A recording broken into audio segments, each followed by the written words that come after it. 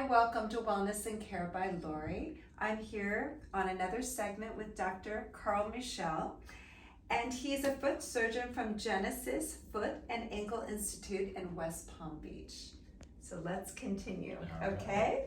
So let's talk about foot shapes.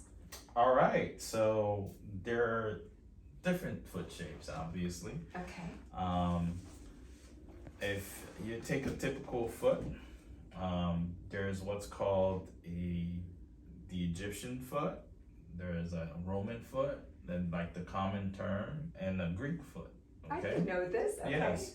So if you look at a normal foot, you will see that the big toes start, and then all the toes are like on a decline pattern. So normally, in general term, they'll call it the Egyptian foot. Because it's an incline pattern. If you look at the Egyptian pyramid, it's the same. That is so cool. So, I never knew that. That's interesting.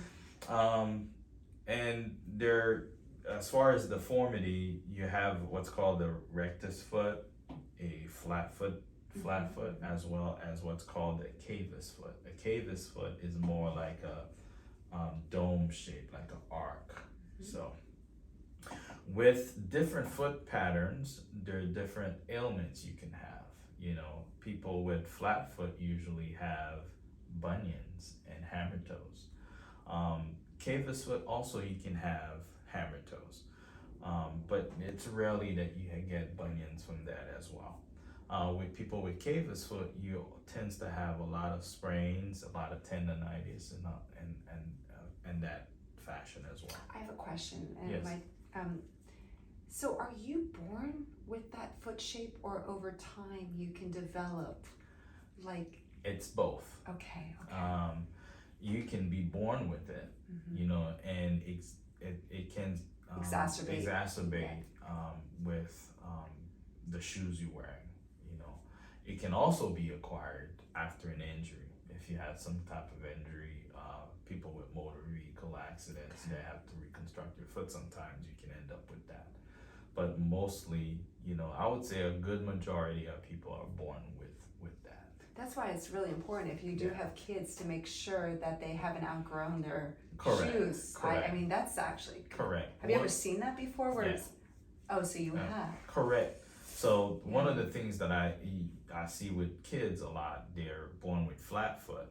So a lot of times we give them orthotics at the younger age to kind of help with molding, the stability. And the malleable. Because the foot is malleable. They are. So, and as you are getting older, that's why our feet grow in every year. Yes. Okay, let's talk about something else, okay? How to care for common wounds. There are different type of wounds, and depends on what kind of wounds you have, you can treat it differently. If you're a diabetic, you have diabetic wounds. Usually that affects the whole part of the body, but mostly importantly the heel and the toes. There's venous ulceration, venous wounds. People who have injured veins can have venous wound. Usually those starts at the ankle and part of the leg. What about toenail problem? Like, do you do stuff like those are so painful? Yeah, we do ingrown nails. That's what I meant. Yeah, we see those typically in kids. Can you tell our viewers what? I mean, I soak them in warm water. I mean, what would you suggest to our viewers who are watching this if they have a kid who has one, or they have a ingrown toenail? Usually, what happens is when you have an ingrown toenail, the nail actually grows inside the skin. So what you want to do is relieve that part of the nail that's offending the nail border. Soaking helps, but it helps loosen the tissue around, but it doesn't solve the problem. Okay. What you really want to do is free up the nail so that it doesn't dig into the skin. So when you cut your toenails, I usually tell people, do not dig into the corners. That's what caused the injury to the tissue. And then as the nail grows, instead of going over that tissue, it goes through the trauma you created. So it exacerbate the ingrown. So I wonder if nail salons are causing that. I mean, a lot of times. That's interesting, yes, actually. I've had a lot of women come to this practice after getting infection or that. Yeah, absolutely. So they dig into it, and then they end up an infection. I remember And as a that can be ballerina, yeah. being on, I didn't do too much toe, but how many people would have problems being on there? Do you see a lot of That- ballerinas? We do see a lot of those dancers. Yes. Yes. Okay. Thank you. This is so interesting.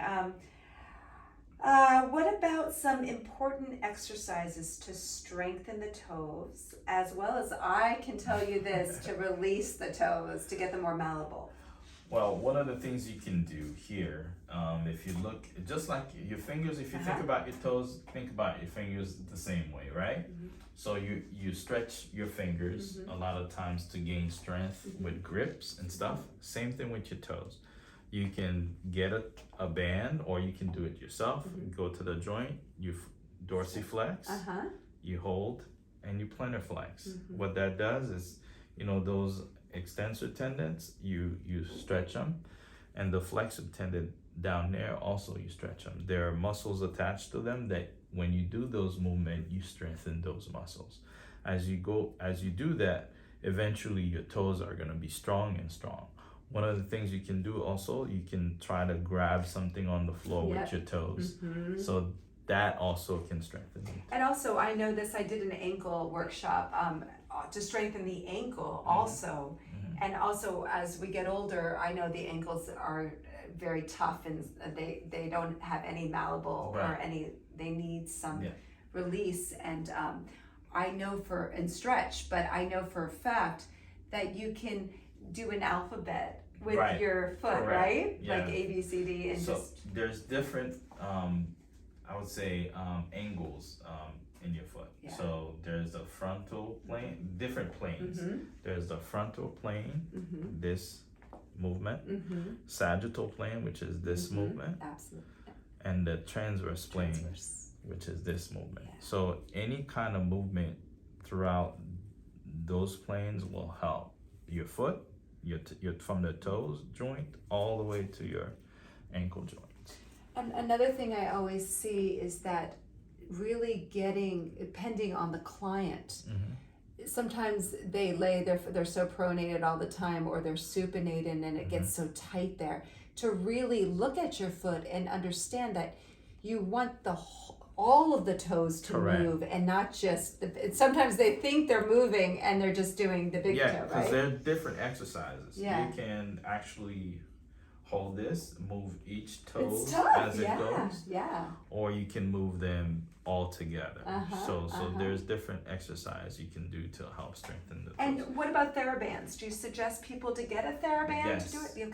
Okay. Because it creates some kind of tension, and you need that tension to help push yourself, to help create that strength you need. And you can do it yourself at home. You can do so much. I love the way you said the planes. That's a really good. The toes are very important. They play a very important role. They help with posture and balance. Okay. And they help propulse yourself during the gait cycle. Oh, absolutely. So they help push yourself and also increase your stride as you walk. So the stronger your toes are, the faster you can walk or run. So and there was a whole thing, I remember how people were doing marathons. They had that, not a sneaker, but it was something, people were running with those toe shoes. What are your thoughts on that? Like those are really good. They help with initial balance, and also help teach your toes how to grab, the ground, to kind of help propulse yourself. So it's so interesting. Well, thank you, Dr. Michel at the Foot and Ankle Genesis. I want to say Genesis Foot and Ankle Institute in West Palm Beach. Thank you for Thank you so much. This was so interesting. Thank you. So, viewers, please pay attention to your feet and ankles, and it's so important, right? Can you tell them anything else before we leave? Well, like I said before, your feet are very important. It's not, most people put their feet, at the last, resort, but really, if you think about it, without your foot, you can't stand, you can't walk, you can't do anything. So it's really your foundation to your body. And I have one more question. Take care of it. And I have one more question. What do you think of foot reflexology? Those are very good. You do? Okay, so you suggest that as well. Yes. for especially with people who have certain nerve Okay. pain. Yes. Or neuropathy, like Yeah, a lot correct. of, okay, great. Okay, that's another segment we should maybe go Correct. down the road and do. So thank you, subscribers. Give it a like, maybe share it to someone who might find this beneficial, and thank you a lot, Dr. Michel. Thanks I for really having do. me, and good day, everyone. Sounding off from West Palm Beach. Bye-bye.